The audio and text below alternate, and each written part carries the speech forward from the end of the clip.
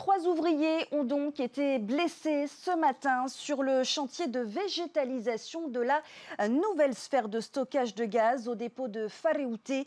Le sable installé sur la structure s'est éboulé. Il a entraîné la chute de plusieurs ouvriers encordés sur un échafaudage. Les services de secours se sont rapidement rendus sur place. Le pont de Motouhouta a été fermé durant plusieurs heures, bloquant les automobilistes.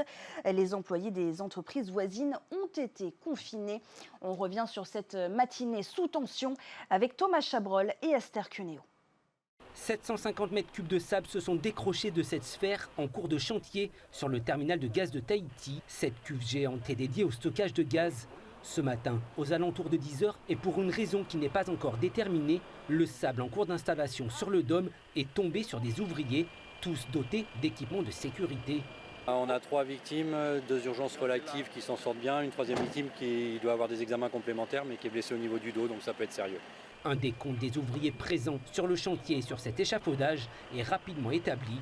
La crainte, retrouver des personnes ensevelies. Les comptes ont été faits avec les différentes entreprises, avec la direction, et donc il ne manque personne. Tout le monde a été récupéré, donc voilà, il y a une dizaine de personnes impliquées qui étaient sur site et nos 3 blessés qui ont été évacués sur l'hôpital. En plus du SAMU et des services de la protection civile, les sapeurs-pompiers de Papeete, de Faa sont intervenus, ainsi qu'un camion incendie de Pirée. L'accident a nécessité l'intervention de l'équipe risque chimique des pompiers de Papeete pour des relevés de mesures. Aucune fuite de gaz n'a été constatée, mais des dommages en surface. Ça a engendré en fait une fragilité sur des canalisations de gaz qui nous oblige à déclencher avec l'industriel le plan d'opération interne, donc le POI, ce qui nous permet de gérer la crise de manière sereine, programmée, avec des objectifs qui sont notamment de purger en fait les dispositifs pour éviter tout risque de fuite. Un périmètre d'exclusion de 200 mètres a été établi autour du site pendant 3 heures à Motouhouta.